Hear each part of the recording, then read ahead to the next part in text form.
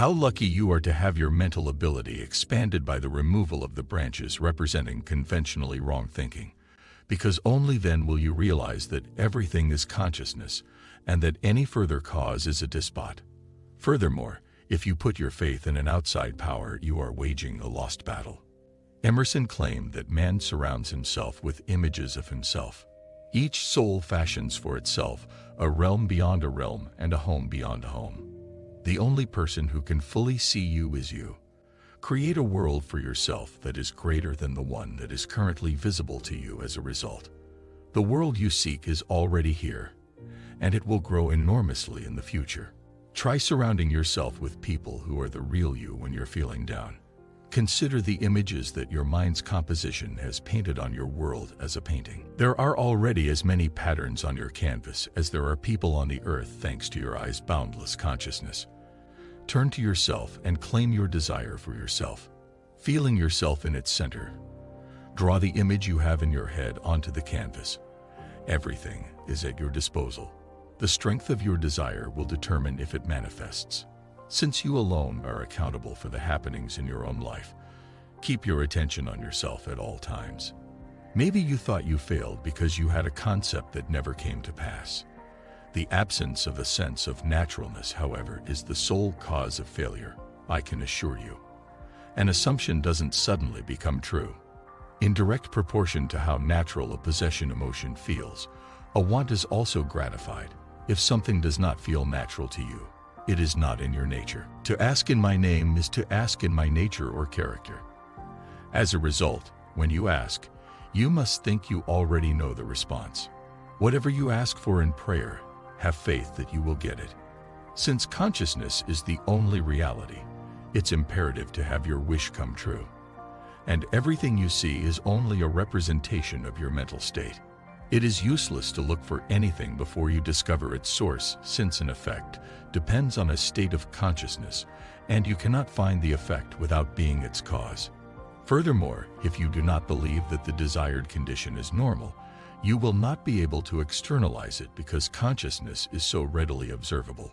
Since when do you believe you are the person you want to be? What percentage do you believe it has actually achieved now?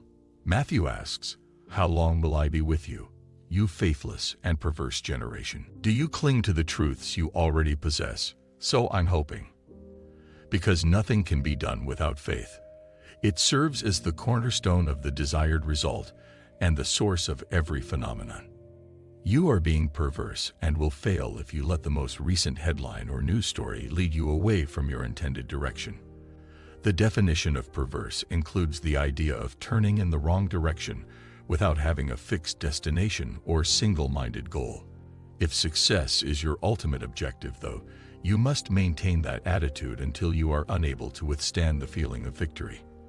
On the other side, opportunity is plain impudence.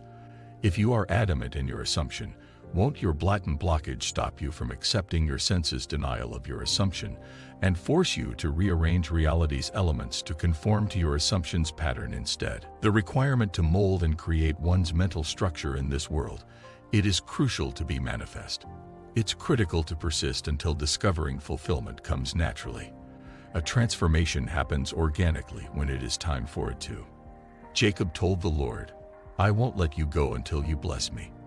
You might spend the entire night wrestling with a concept, like Jacob, for all thoughts come down from heaven to take on bodily form. If you insist on believing your wish has been fulfilled, and you won't take no for an answer, it will externalize to your good fortune.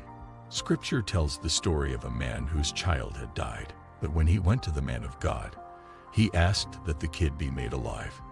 He suffered from it. Your desired course of action for success, health, the ideal partnership, money, or fame is your dead child. If you would believe in its life and act as though you are prosperous, successful, or healthy, if that is what you desire, your child who is sleeping will awaken from the dead state and be made alive in your world. The parable is told of a judge who, it is stated, neither feared God nor cared for man. There is such a judge within you who will grant you anything you ask for if you are as persistent as the widow in the story who came at midnight and persisted in her request until the judge granted her wishes. saying, "Because this widow bothers me, I will vindicate her, or she will wear me out by her constant coming." When your satiated desire is not lighted by the light of consciousness, it is midnight. You will, however, become what you are aware of, and will always be surrounded by the authentic version of yourself if you persevere and fill your desire with awareness. You can't change yourself or what you are. You can only perceive what you are. You can get a better understanding of the person you want to separate yourself from by observing how you react to life. As you begin to identify yourself with your desired state, the dissociation occurs. But you must continue to assume with your attitude. And if you happen to lose your enthusiasm for any reason, find it again. And just put yourself back there if you ever lose it again. While you're in that frame of mind, your thinking is normal until it starts to feel so natural. The key issue with the majority of truth students is that they are always building while delaying moving in.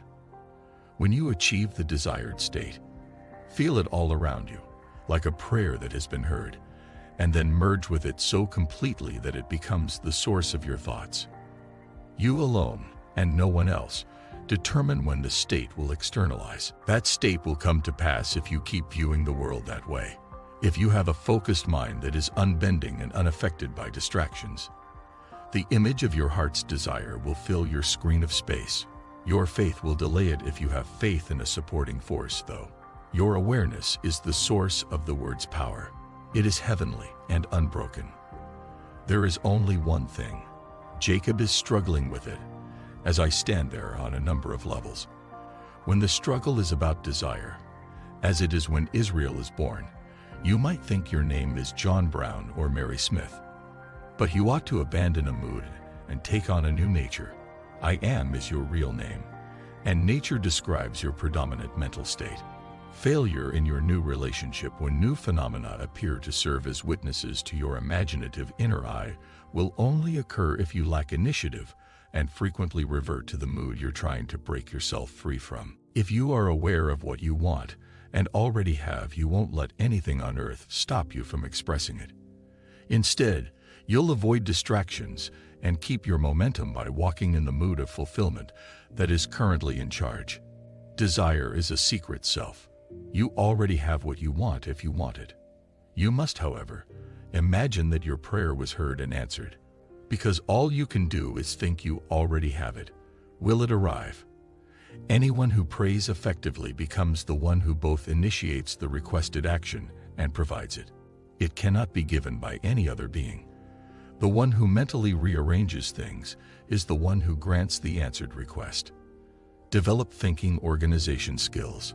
In addition, if you find that you are walking through a field of unfulfilled prayers, turn around and walk through one instead.